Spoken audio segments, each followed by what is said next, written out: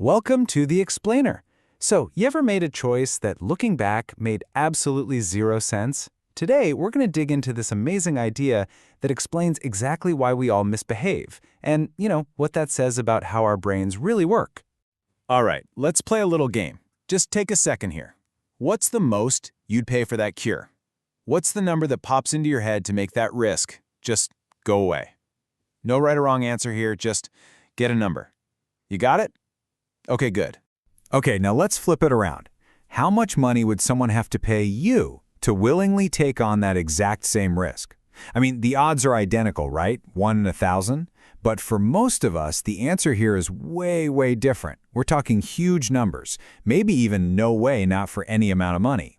So if your two answers were completely different, well, congratulations. According to old school economics, you just misbehaved. You broke the rules. So what does that even mean? And why is this idea of misbehaving one of the biggest game changers in modern economics? Let's get into it. Okay, first things first.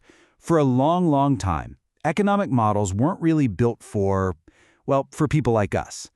They were built around this purely theoretical character, this creature of perfect logic and flawless calculation. Yeah, economists actually had a name for this perfect decision maker, an econ. And you should really just picture Mr. Spock from Star Trek. Totally logical, no emotions, no biases, just pure, cold optimization. But here's the thing Richard Thaler started to see. You don't actually find any econs out there in the real world. The world is full of, humans. And we use mental shortcuts, we get influenced by our feelings, and this is the key part. We make mistakes that are actually pretty predictable. And this quote from Thaler really hits the nail on the head. He's saying, look, it's fine to invent these abstract models about imaginary econs. The problem is when we start assuming those models are an accurate picture of how real people behave. Because these differences between econs and humans, they're not just funny little quirks. They lead to massively different choices in the real world. Stuff like whether you go to that concert or how you save for retirement. So once Thaler had this insight, he started keeping what he famously called the list. And it was pretty much just what it sounds like, a running list of all the weird, seemingly illogical things he saw real people do. All this behavior that, according to economic theory, was just not supposed to be happening. Now here's a total classic from his list. So an econ, a purely rational being, would see that $100 as a sunk cost. It's gone. Poof. It shouldn't factor into the decision at all. The only real choice is going to the game worth the hassle of a blizzard? But what do we humans do? We drag ourselves out into the storm, right? Because it feels like if we don't go, we've just thrown away $100.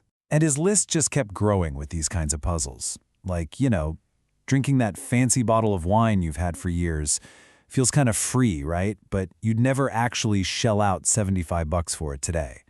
Or what about forcing yourself to wear those expensive shoes that kill your feet just to get your money's worth? All these little things show how supposedly irrelevant factors can totally hijack our decisions. But here's the thing.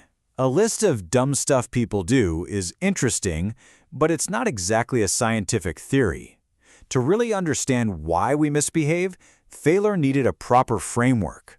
And he found it by teaming up with two brilliant psychologists, Daniel Kahneman and Amos Tversky. They were the ones who were really digging into the predictable ways our judgment can go wrong. So one of the first big ideas they really pinned down was something Thaler named the endowment effect. And the concept is actually super simple. The minute you own something, your brain starts to value it more than it did a second before. It's like it becomes a part of you, a part of your endowment. And this was proven perfectly with a really simple experiment. Thaler just gave coffee mugs to half the students in his class. They became the sellers. The other half were the buyers. And look at these results. The owners wouldn't part with their mug for less than $5, but the buyers were only willing to pay a little over $2. It's the exact same mug. The only thing that changed was who owned it. So why does this happen? Well, a huge piece of the puzzle is something called loss aversion. Basically, the research shows that losses sting about twice as much as gains feel good. So giving up that mug you now own feels like a real loss. And this explains so much. It's why credit card companies fought so hard to make stores call it a cash discount instead of a credit card surcharge. See, a surcharge feels like you're losing money, and we hate that. But a missed discount? That's just a gain you didn't get. It hurts way less. Same money, but a completely different psychological frame. Okay, but Thaler realized our misbehavior wasn't just about how we value mugs or wine. There was another whole category of weirdness, and it had to do with this fundamental battle that's always going on right inside our own minds. He came up with this brilliant model of a struggle between our two inner selves. First, you've got the planner. That's the part of you that's looking out for your future self. The one who wants to eat salads, save for retirement, go to the gym, the one. But then there's the doer, and the doer lives completely for the now.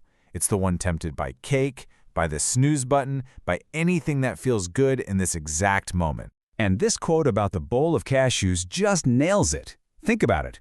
You're at a dinner party. Your planner self knows you shouldn't ruin your dinner by eating all those cashews, but your doer self just can't stop reaching for them. So asking the host to take the bowl away, that's a huge victory for your planner. It's a classic example of what they call a commitment device. It's a trick the planner uses to outsmart the doer. It's the same reason you put your alarm clock way across the room. So this all leads to a really powerful question, maybe the most powerful one. If we know that people are predictably, human, can we use that knowledge for good? Can we actually design systems that help our planner self win that inner battle more often? And this exact thinking led to one of the greatest hits of behavioral economics, the Save More Tomorrow program.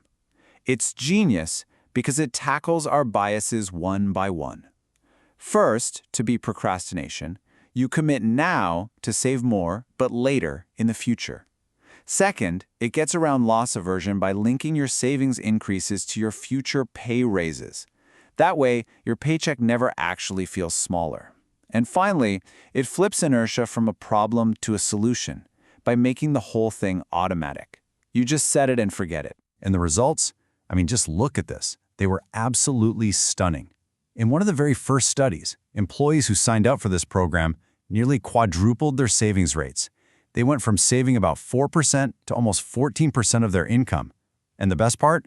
They did it all without ever feeling the pain of a smaller paycheck.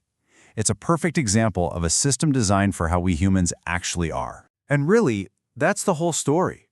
For the longest time, economics had this beautiful, perfect map, but it was for a world of econs. What behavioral economics did was give us a map for the world we actually live in. A world populated by us. Clever, flawed, and, wonderfully complex humans. So understanding why we misbehave isn't about pointing out our flaws. It's actually a kind of superpower. It gives us the tools to build better systems for ourselves and for everyone else. It lets us make smarter choices. So the only real question left is, what misbehavior should we try to solve next?